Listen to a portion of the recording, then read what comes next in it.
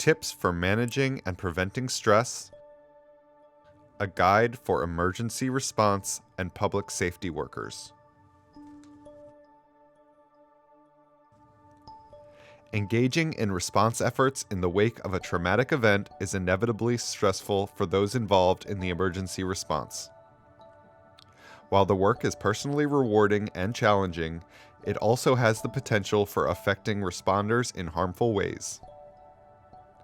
The long hours, breadth of needs and demands, ambiguous roles, and exposure to human suffering can adversely affect even the most experienced professional.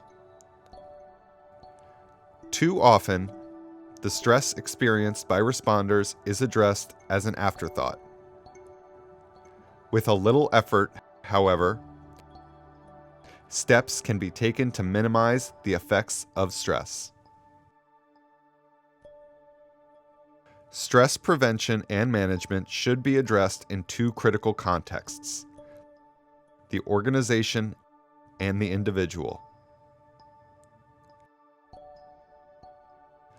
Adopting a preventive perspective allows both workers and organizations to anticipate stressors and shape responses rather than simply reacting to a crisis when it occurs.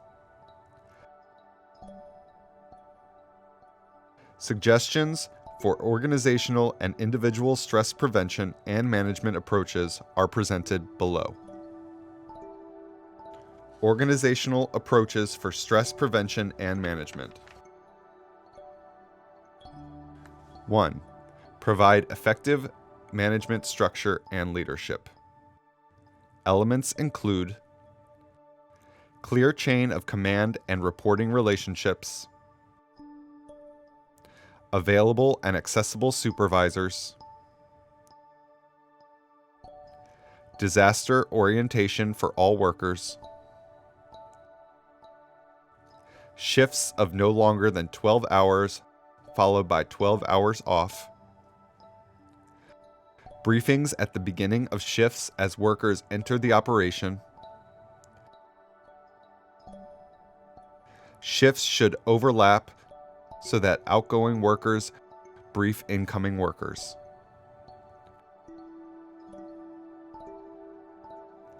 Necessary supplies, ergo paper, forms, pens, educational materials. Communication tools, ergo mobile phones, radios. 2. Define a clear purpose and goals. 3. Define clear intervention goals and strategies appropriate to the assignment setting. 4. Define roles by function. 5. Orient and train staff with written role descriptions for each assignment setting. When a setting is under the jurisdiction of another agency, inform workers of each agency's role, contact people, and expectations.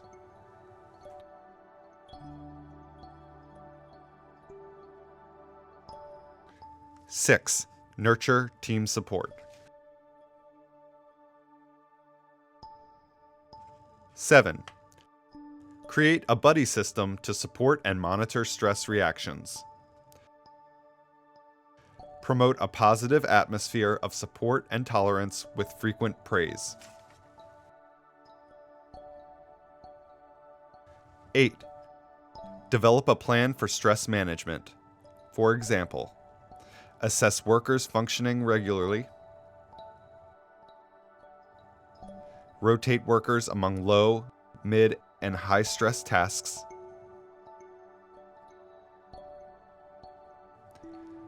encourage breaks and time away from assignment,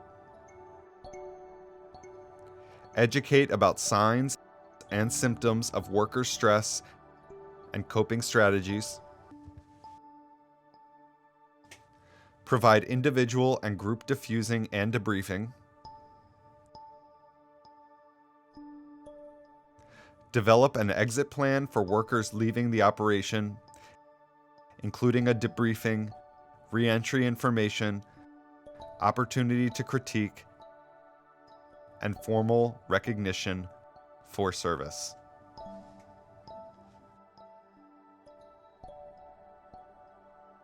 Individual approaches for stress prevention and management.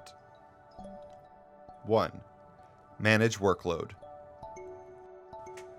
Set priority levels for tasks with a realistic work plan. Delegate existing workloads so workers are not attempting disaster response in addition to their usual jobs. 2. Balance lifestyle. Get physical exercise and stretch muscles when possible. Eat nutritiously and avoid excessive junk food, caffeine, alcohol, or tobacco. Get adequate sleep and rest, especially on longer assignments. Maintain contact and connection with primary social supports. 3. Apply stress reduction techniques. Reduce physical tension by activities such as taking deep breaths, meditating, and walking mindfully. Use time off for exercise, reading, listening to music, taking a bath, talking to family, or getting a special meal. Talk about emotions and reactions with coworkers during appropriate times. 4. Practice self-awareness. Learn to recognize and heed early warning signs for stress reactions. Accept that you may need help to assess problematic stress reactions. Avoid overly identifying with survivors' and victims' grief and trauma, which may interfere with discussing painful material. Understand differences between professional helping relationships and friendships.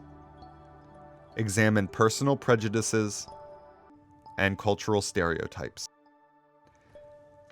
Be mindful that vicarious traumatization or compassion fatigue may develop. Recognize when a personal disaster experience or loss interferes with effectiveness. Normal reactions to a traumatic event. No one who responds to a mass casualty event is untouched by it. Profound sadness, grief, and anger are normal reactions to an abnormal event. You may not want to leave the scene until the work is finished. You likely will try to override stress and fatigue with dedication and commitment. You may deny the need for rest and recovery time. Signs that you may need stress management assistance. Disorientation or confusion and difficulty communicating thoughts. Difficulty remembering instructions. Difficulty maintaining balance. Becoming easily frustrated and being uncharacteristically argumentative. Inability to engage in problem solving and difficulty making decisions. Unnecessary risk taking. Tremors, headaches, and nausea, tunnel vision and muffled hearing, colds, or flu-like symptoms. Limited attention span and difficulty concentrating. Loss of objectivity. Inability to relax when off duty. Refusal to follow orders or to leave the scene. increased use of drugs or alcohol, unusual clumsiness. Ways to help manage your stress. Limit on-duty work hours to no more than 12 hours per day. Rotate work from high stress to lower stress functions. Rotate work from the scene to routine assignments as practicable. Use counseling assistance programs available through your agency. Drink plenty of water and eat healthy snacks such as fresh fruit, whole grain breads, and other energy foods. Take frequent, brief breaks from the scene as practicable. Talk about your emotions to process what you have seen and done. Stay in touch with your family and friends. Participate in memorials and rituals, and use of symbols as a way to express feelings. Pair up with another responder so that you may monitor one another's stress.